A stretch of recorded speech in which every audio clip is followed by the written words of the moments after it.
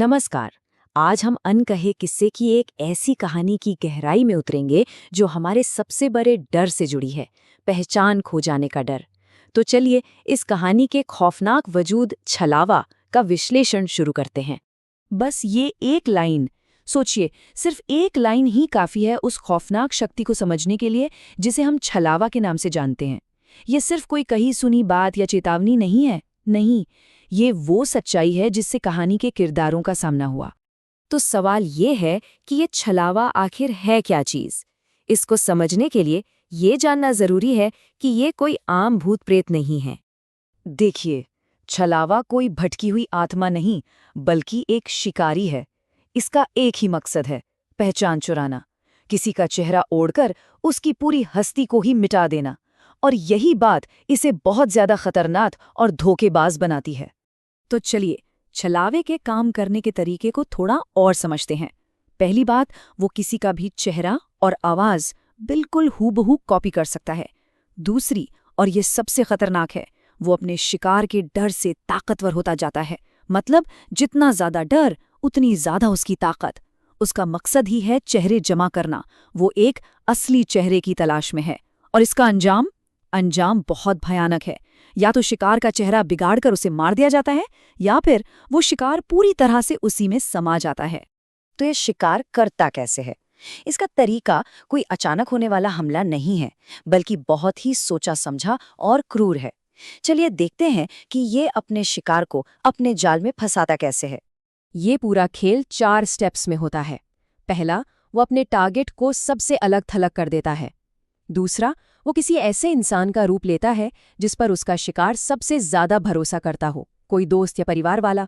तीसरा, जब भरोसा पूरी तरह से बन जाता है, तब वो अपना असली भयानक रूप दिखाकर उसे डराता है और उसके डर से खुद और ताकतवर हो जाता है। और चौथा और आखिरी स्टेप, वो शिकार को मारकर उसका चेहरा और आवाज हमेशा के लिए अपने कब्जे में ले लेता है।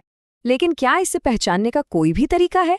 हाँ, कुछ बहुत छोटे छोटे निशान हैं, पर वो इतने खौफनाक हैं कि जब तक किसी को वो दिखते हैं तब तक खेल खत्म हो चुका होता है। जरा यहाँ देखिए, एक असली इंसान और छलावे के रूप में फर्क क्या है? असली इंसान की आंखें नॉर्मल होंगी, पर छलावे की आंखें एकदम काली। असली इंसान जमीन पर चलेगा, पर छलावा हवा में तैरता है। उसे छूने पर वो बर्फ की तरह ठंडा महसूस होता है। और उसकी आवाज भले ही एकदम वैसी ही हो, पर उसमें कुछ ऐसा होता है जो अंदर तक कंपा देता है। ये वो इशारे हैं जो मौत के बिल्कुल सामने खड़े होने पर ही नजर आते हैं। अब हम आते हैं पहली केस स्टडी पर। ये कहानी है रायपुर गांव की, और ये दिखाती है कि जब छलावा अपनी पूरी ताकत से हमला करता है तो क्या तबाही मच सकती है। रायपुर का खात्मा बहुत तेजी से हुआ। देखिए, पहली रात सोहन नाम के एक आदमी को सड़क पर रोका गया और छलावे ने एक पल में उसका चेहरा ओढ़कर उसे मार दिया। दूसरी रात उसने सोहन के दोस्त दीपक का रूप धरा और एक और शिकार राजन को खत्म कर दिया। तीसरी रात उसने अपना असली कहर बरपाया। वो एक ही वक्त पर हर घर में माँ, बाप और बच्चों का रूप लेकर घुस गया। और जब चौथे दिन की सुबह हुई तो पूरा का पूरा गांव खाली था, सब गायब हो चुके थे। और उस तबाही के दौरान गांव की गलियों में बस एक ही आवाज गूंज रही थी, कोई नहीं बचेगा, सब मेरा चेहरा पहनेंगे। ये शब्द छलावे के इरादे को बिल्कुल साफ कर देते हैं।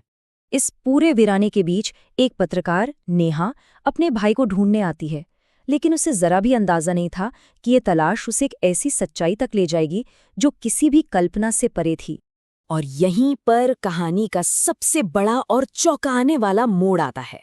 ये छलावा कोई और नहीं, बल्कि नेहा के मरे हुए पिता की आत्मा थी।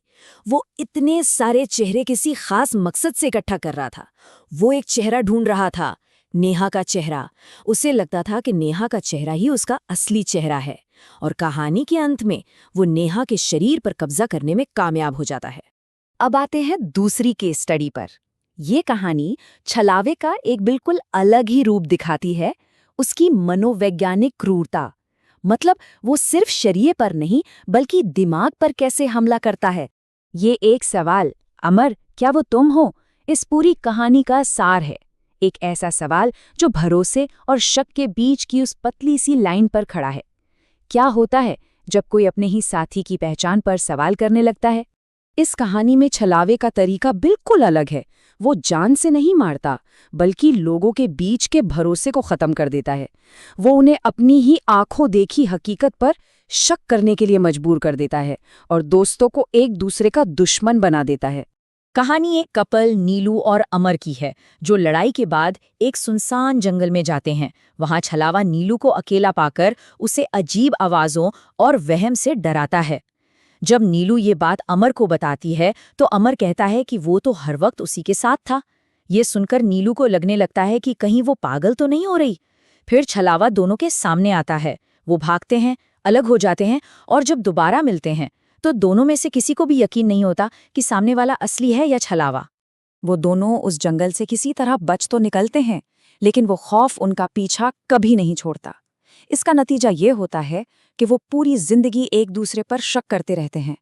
छलावे ने उन्हें मारा नहीं, पर उनकी जिंदगी हमेशा के लिए तबाह कर दी। तो इन दोनों कहानियों से हमें क्या पता चलता है और ये हमें किस खतरनाक मोड़ पर लाके खड़ा कर देती हैं? सबसे जरूरी बात यह है कि रायपुर वाला छलावा हारा नहीं था, वो जीता था। उसने अपना मकसद पूरा कर लिया था। अब उसके पास एक इंसानी शरीर है, नेहा का, और वो गांव की वीरानी को पीछे छोड़कर शहर की ओर निकल चुका है। अब मुझे मेरा असली चेहरा मिल गया, अब मैं आजाद हूं। ये उस छलावे के आखिरी शब्द थे। ये उसकी जीत का ऐलान था। अब वो किसी कुएं या जंगल में कैद नहीं है। वो आजाद है और एक नए, बहुत बड़े शिकारगाह की तरफ बढ़ रहा है। और बस यही सवाल है जो आखिर में बचता है। एक ऐसी ताकत जो किसी का भी रूप धर ले, जो हमारे डर को ही अपनी खुराक बना ले, और जो अब हमारे बीच शहर में आ चुकी है। तो सोचने वाली बात यह है कि अगला चेहरा किसका होगा? क्या होता है जब एक आत्मा को वो अंतिम सम्मान नहीं मिलता जिसकी वो हकदार है? क्या वो हमेशा के लिए भटकने पर मजबूर हो जाती है? आज हम बेलपुर गांव की एक ऐसी ही कहानी सुनेंगे, जहां एक मां की अधूरी ममता ने एक पूरे गांव को खौफ में डुबो दिया। ये सिर्फ एक सवाल नहीं है, ये एक माँ की आत्मा की वो चीख है जिसे जीते जी कभी सुख नहीं मिला और मरने के बाद शांति भी नसीब नहीं हुई। और यही वो सवाल है जो आज भी बेलपुर की रातों में गूंजता है। तो चलिए इस कहानी में जरा गहराई से उतरते हैं। देखिए, बेलपुर दिन में तो किसी भी आम गांव जैसा ही लगता है, चहल पहल, लोग, सब कुछ नॉर्मल। पर जैसे ही सूरज ढलता है ना, यहां सब कुछ बदल जाता है। एक अजीब, डरावना सन्नाटा पसर जाता है, जिसे तोड़ती है एक औरत के रोने की आवाज। गांव के लोगों ने बताया कि उन्होंने कई बार उस पुराने पीपल के पेड़ के नीचे एक साया देखा है, एक औरत का साया, जो बस अपनी सूनी गोद को देखकर रोती रहती है, बिलखती रहती है। ये वो पहला संकेत था जिसने पूरे गांव में दहशत फैला दी थी। और बात सिर्फ उस औरत के साये तक ही नहीं रुकी। जल्द ही गांव वालों को रात के अंधेरे में एक छोटे नवजात बच्चे के रोने की आवाजें भी सुनाई देने लगीं। सोचिए, एक खाली गली में अचानक एक बच्चे के रोने की आवाज। कोई नहीं जानता था कि ये कहां से आ रही है। ऐसा लगता था मानो वो औरत अपने बच्चे को ढूंढ रही हो, उसे पुकार रही हो। तो सवाल ये है कि आखिर ये कौन थी और क्यों उसकी आत्मा इस तरह भटक रही थी? इस पूरे खौफ की जड़ें जुड़ी थीं अंजलि नाम की एक औरत की दुख भरी जिंदगी से, जिसके साथ उसके अपनों ने ही ऐसी क्रूरता की जिसकी कोई माफी नहीं हो सकती। अंजलि की शादी के 8 साल नर्क से कम नहीं थे। हर रोज उसे कम दहेज के लिए ताने मिलते, उसके साथ गुलामों जैसा बर्ताव होता। सालों तक बच्चा ना होने पर उसे गालियां और मार पड़ती रही। और जब 8 साल बाद वो गर्भवती हुई भी, तब भी जुल्म कम नहीं हुआ। उन्हें बस एक वारिस चाहिए था। अंजलि की किसी को कोई परवाह नहीं थी। और फिर एक दिन महज ठंडा खाना परोसने की वजह से उसके पति रघुवीर और ससुराल वालों ने उसे पीट पीट कर मार डाला। अंजलि की मौत के बाद उसकी सास के ये शब्द सुनिए, इनमें पछतावे का एक अंश भी नहीं है। कितनी ठंडक है इन शब्दों में। उन्होंने अंतिम संस्कार से साफ मना कर दिया। और ये सिर्फ एक राज छुपाने की कोशिश नहीं थी, ये किसी इंसान के अस्तित्व को, उसकी पूरी जिंदगी को सिरे से नकार देना था। इससे बड़ा अपमान और क्या हो सकता है? और यहीं पर इस कहानी का सबसे दर्दनाक हिस्सा आता है। देखिए, एक तरफ हिंदू रीति रिवाज में अंतिम संस्कार आत्मा की शांति के लिए सबसे जरूरी माना जाता है। पवित्र अग्नि होती है, मंत्र होते हैं, एक सम्मान दिया जाता है। और दूसरी तरफ अंजलि को देखिए, उसे इस मौलिक अधिकार से भी वंचित कर दिया गया। उसे किसी जानवर की तरह एक गड्ढे में उसके अजन्मे बच्चे के साथ फेंक दिया गया। ये सिर्फ एक शरीर का नहीं, बल्कि एक आत्मा का तिरस्कार था, और इसी तिरस्कार ने उसे हमेशा के लिए इस दुनिया में भटकने पर मजबूर कर दिया। कहते हैं ना, कर्म कभी किसी का पीछा नहीं छोड़ता। अंजलि की आत्मा बदला लेने लौट आई। रघुवीर और उसके माता पिता, जिन्होंने सोचा था कि वो अपने गुनाह को जमीन में दफना चुके हैं, अब उसी घर में कैद हो गए थे। एक ऐसा घर जहां हर रात खौफ दस्तक देता था।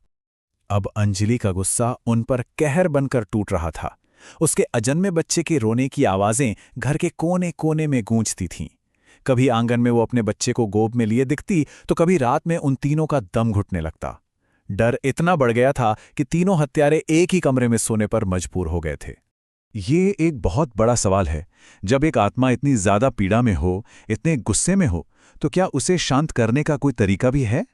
या फिर जिन लोगों ने उसे ये दर्द दिया है, उनका अंत निश्चित है? जब गांव में खौफ अपनी हदें पार कर गया, तो तांत्रिक हरिदास बाबा को बुलाया गया। वो ही अकेले थे जो ये समझ सकते थे कि ये कोई मामूली भूत प्रेत का साया नहीं, बल्कि एक अतृप्त आत्मा का क्रोध है जिसे इंसाफ चाहिए।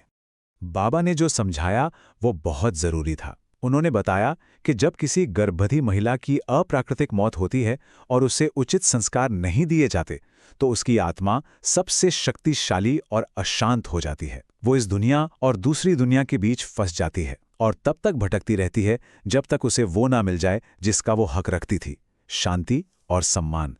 अब बाबा ने जो रास्ता बताया वो सिर्फ एक पूजा नहीं थी, वो उस अपमान को मिटाने का एक तरीका था। हर कदम का एक गहरा मतलब था। सबसे पहले अंजलि की पसंदीदा चीजें, चॉकलेट और उसकी गुड़िया, उसकी कब्र पर रखी गई ताकि उसकी आत्मा को यह एहसास हो कि उसे याद किया जा रहा है।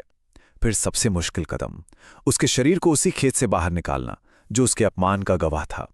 और आखिर में उसे वो सम्मान देना जिससे उसे वंचित रखा गया था। माँ और बच्चे दोनों का पवित्र अग्नि के साथ एक उचित दाह संस्कार, ताकि उसकी आत्मा को आखिरकार मुक्ति का रास्ता मिल सके। तो क्या इस सब के बाद अंजलि की आत्मा को शांति मिल गई? क्या उस परिवार को उनके गुनाहों से छुटकारा मिल गया? कहानी का अंत शायद उतना सीधा नहीं है जितना लगता है। अनुष्ठान पूरे विधि विधान से किया गया। अंजलि और उसके अजन्मे बच्चे को वो सम्मान दिया गया जिसके वो हकदार थे। गांव में वो डरावनी घटनाएं भी रुक गईं। लेकिन एक सवाल हवा में ही रह गया। क्या एक अनुष्ठान इतने गहरे जख्मों को सच में भर सकता है? कहते हैं आज भी उस गांव के खेतों के पास से गुजरो तो हवा अचानक ठंडी महसूस होती है और कभी-कभी एक बहुत धीमी सी आवाज सुनाई देती है। वही सवाल जो शायद हमेशा अधूरा ही रहेगा। और यह हमें सोचने पर मजबूर करता है कि क्या कुछ जुल्म इतने बड़े होते हैं कि कोई भी अनुष्ठान उन्हें पूरी तरह से नहीं मिटा सकता? तो आज हम देखने वाले हैं आतंक की दो ऐसी कहानियां जो एक दूसरे से बिल्कुल अलग है। एक कहानी निकली है पुरानी लोक कथाओं की गहराइयों से और दूसरी कहानी आई है सीधे हमारी डिजिटल दुनिया के वायरल ट्रेंड से। हैं तो ये दो अलग अलग डरावनी कहानियां, पर इनके केंद्र में एक ही खौफनाक सच छिपा है। चलिए इसी बात से शुरू करते हैं। ये जो खौफनाक चेतावनी है ना, जो एक बूढ़े आदमी ने अपने गांव के लड़कों को दी थी, ये आज की हमारी पड़ताल के लिए एक मंच तैयार करती है। ये वो लाइन है जहां सच और कहानी के बीच का फर्क मिट जाता है। तो यहीं से शुरू होती हैं हमारी दो कहानियां जो साथ साथ चलती हैं। हम देखेंगे कि कैसे कुछ लोग अपनी इच्छाओं के पीछे भागते भागते सीधे खतरे के मुंह में चले जाते हैं, वजह चाहे पुरानी जिज्ञासा हो या फिर आज के जमाने की ऑनलाइन शोहरत पाने की जिद। तो हम शुरुआत करते हैं दो एकदम अलग अलग दुनियाओं से। एक तरफ है माजीपुर गांव, जो मोहिनी नाम की एक आत्मा की कहानियों में डूबा हुआ है, और दूसरी तरफ एक वीरान किला, जहां एक कंटेंट क्रिएटर डिजिटल शोहरत की तलाश में नकली डर को असली बनाने की कोशिश कर रहा है। माजीपुर गांव में रातें मोहिनी की होती हैं। वो एक ऐसी आत्मा है जिसकी दुख भरी कहानी अब एक भयानक हकीकत बन चुकी है। लोग कहते हैं कि उसकी हंसी मौत का पैगाम लाती है, और जो भी जवान लड़का उसकी तरफ खिंचा चला जाता है वो फिर कभी लौटकर नहीं आता। और अब मिलिए पुलकित से। इसका मकसद जिंदा रहना नहीं है, बल्कि स्टार बनना है। उसे लगता है कि डरावनी वीडियो बनाकर, नकली भूतों को दिखाकर वो 1 मिलियन फॉलोअर्स का वो जादुई आंकड़ा पार कर लेगा और ऑनलाइन दुनिया में फेमस हो जाएगा। और यहीं पर हमें दोनों के इरादों का फर्क साफ साफ दिखता है। एक तरफ गांव के लड़कों की बेवकूफ़ी भरी हिम्मत है, जो सिर्फ ये जानने के लिए है कि आखिर सच क्या है, और दूसरी तरफ पुलकित का लालच है, जो व्यूज़ और शेयर्स पर टिका है। चलिए अब कहानी के उस मोड़ पर चलते हैं जहां दोनों ही ग्रुप्स का सामना उस चीज से होता है जिसकी उन्होंने कभी कल्पना भी नहीं की थी। वो मोड़ जहां बनाया हुआ डर असली खौफ से जा टकराता है। तो मतलब बात यह है कि दोनों ही ग्रुप जानबूझकर एक भूत को ढूंढ रहे हैं, पर वजह देखिए कितनी अलग है। एक तरफ दोस्तों के बीच की शेखी है और दूसरी तरफ वायरल होने की भूख। गांव के लड़कों के लिए उनका मजाक एक झटके में खत्म हो जाता है जब मोहिनी सच में उनके सामने आ जाती है। उसकी लाल आंखें अंधेरे में चमकती हैं और वो हवा में तैरती हुई उनकी तरफ बढ़ती है। अब खेल असली हो चुका था। और उसी वक्त उस किले में पुलकित के लिए भी एक्टिंग और हकीकत के बीच की लाइन धुंधली होने लगती है। वो अपना कैमरा सेट ही कर रहा होता है कि उसे अपने ठीक पीछे किसी की मौजूदगी महसूस होती है, पर पलटकर देखता है तो वहां कोई नहीं था। तो सवाल ये उठता है कि ये आत्माएं आखिर आए कहां से? एक की कहानी धोखे और टूटे हुए दिल से पैदा हुई है, जबकि दूसरी डिजिटल दुनिया में फेमस होने की जिद का नतीजा है। कहते हैं ना, हर भूत के पीछे एक कहानी होती है। मोहिनी का गुस्सा एक बहुत गहरे पर्सनल दर्द से निकला है। ये कहानी है एक जमींदार की बेटी की, जिसे एक निचली जाति के लड़के से प्यार हो गया, लेकिन जब उसने एक बच्चे को जन्म दिया तो उसके अपने ही पिता रामधारी ने उसे नदी में फेंककर मार डाला, और वो लौटी एक तामसिक आत्मा बनकर। किले में जो हुआ वो अचानक और बेहद क्रूर था। पुलकित को एक असली भूत मिली गया और वो उसकी जिंदगी का आखिरी और सबसे जानलेवा कंटेंट बन गया। आत्मा ने उस पर हमला किया और लाइव कैमरे के सामने उसका सिर धड़ से अलग कर दिया। तो अब देखते हैं कि इन दो भयानक कहानियों का अंत कैसे होता है। एक की कहानी में मुक्ति है तो दूसरी में एक कभी न खत्म होने वाला डिजिटल जाल। कहानी में एक ऐसा मोड़ आता है जिसकी किसी ने उम्मीद नहीं की थी। मोहिनी का सामना होता है शिव से, और शिव कोई और नहीं बल्कि उसी का सालों पहले खोया हुआ बेटा है, जिसे उसकी हत्या के बाद बचा लिया गया था। अपने बेटे को पहचानते ही मोहिनी का सदियों का गुस्सा पल भर में शांत हो जाता है। उसे आखिरकार शांति मिलती है और उसकी आत्मा एक रोशनी में समा जाती है। उसका बदला पूरा हुआ और उसे मुक्ति मिल गई। लेकिन पुलकित के दोस्तों के लिए खौफ अभी खत्म नहीं हुआ था। किले की आत्मा अब उनके फोन के जरिए एक डरावना हुक्म देती है। उन्हें उस इंस्टाग्राम पेज को हमेशा के लिए जिंदा रखना होगा। और यहीं पे हम एक भयानक सच्चाई देखते हैं। भूत ने सिर्फ जान नहीं ली, बल्कि उसने अपना ठिकाना ही बदल लिया है। अब उसका नया घर एक इंस्टाग्राम पेज है। ये हमें उस एक सवाल पर लाके खड़ा कर देता है जो हमेशा बना रहता है, ये विचार कि जब एक कहानी खत्म होती दिखती है तब भी आतंक किसी न किसी रूप में जिंदा रहता है। तो हमारे सामने दो बहुत अलग अंजाम हैं। एक आत्मा को मुक्ति मिल जाती है, लेकिन फिर भी नदी के किनारे से आती एक रहस्यमयी हंसी ये सवाल छोड़ जाती है, क्या वो सच में चली गई? और वहीं दूसरी आत्मा डिजिटल दुनिया का एक परमानेंट वायरल अभिशाप बन जाती है। ये मामला एक बहुत ही डरावनी संभावना को जन्म देता है। सोचिए, एक ऐसा भूत जिसे अड्डा बनाने के लिए किसी पुरानी हवेली या किले की जरूरत नहीं है, उसे सिर्फ एक इंटरनेट कनेक्शन चाहिए। शायद डर कभी खत्म नहीं होता, वो बस अपनी जगह बदल लेता है, चाहे वो किसी भूले बिसरे गांव की नदी हो या फिर हमारी चमकती हुई स्क्रीन पर चलता हुआ कोई वीडियो। शायद डर का स्वभाव ही यही है कि वो हमेशा हमें सताने के नए नए तरीके खोजता रहता है।